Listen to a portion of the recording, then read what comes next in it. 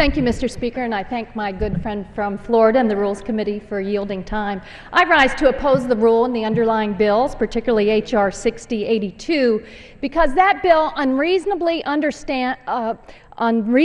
expands offshore drilling without the corresponding and necessary safety standards.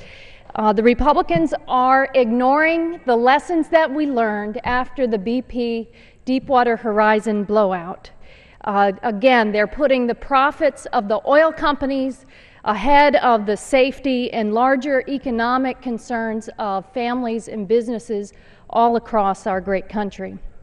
I mean, certainly, memories cannot be so short that we don't remember the devastation caused by the BP Deepwater Horizon blowout and disaster. That oil spewed for months and months. They could not cap the well, and in the meantime, it caused serious economic damage, not just to my home state of Florida and the tourism industry and fishing and the hotels and motels and restaurants, but all across the Gulf Coast and all across the country.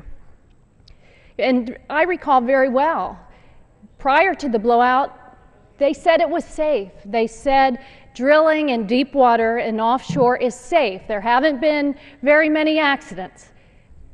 But they were wrong. I remember Tony Hayward came in front of our committee and he said, we were wrong. We didn't anticipate this would happen. Well, you've got to anticipate that it's happened. And fortunately, in the aftermath, we appointed a blue ribbon commission, the National Commission on BP Deepwater Horizon blowout.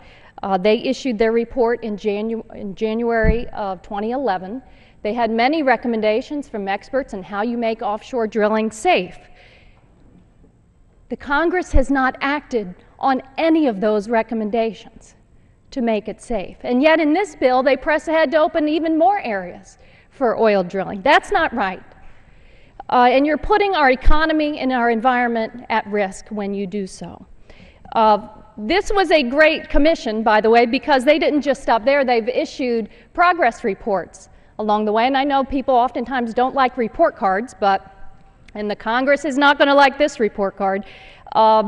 They've broken it down into safety and environmental protection, spill response and containment, ensuring adequate resources. Under safety and environmental protection, they say Congress has done nothing to make permanent the improvements that have been made by industry and the Obama administration. We've got to enact these into law before we go forward with more offshore drilling in new and pristine areas.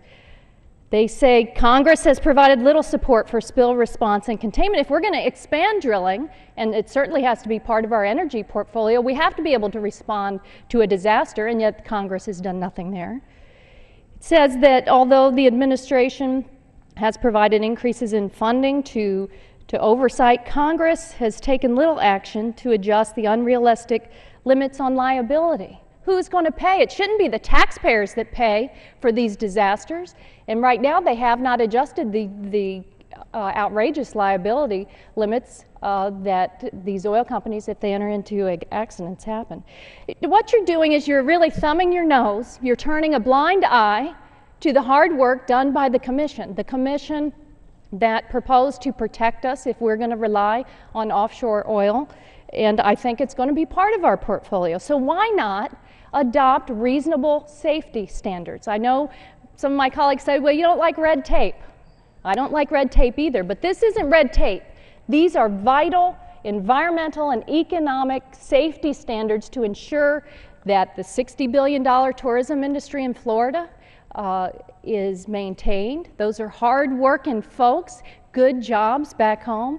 The hotels and motels, even though the oil was coming out of the ocean 350 miles away, their business fell off. And all we ask is that simple safety standards be adopted. Mr. Markey and Mr. Holt have proposed some of those as amendments. The Republicans rejected other ones. We need to adopt these. Otherwise, it's irresponsible to press ahead with expansive new deepwater drilling in deeper areas, in pristine areas. These recommendations are reasonable, and if the Republican Congress cannot take up reasonable safety standards in the wake of one of the worst economic and environmental disasters in our history, then I'd hate to say what's at risk for this great country.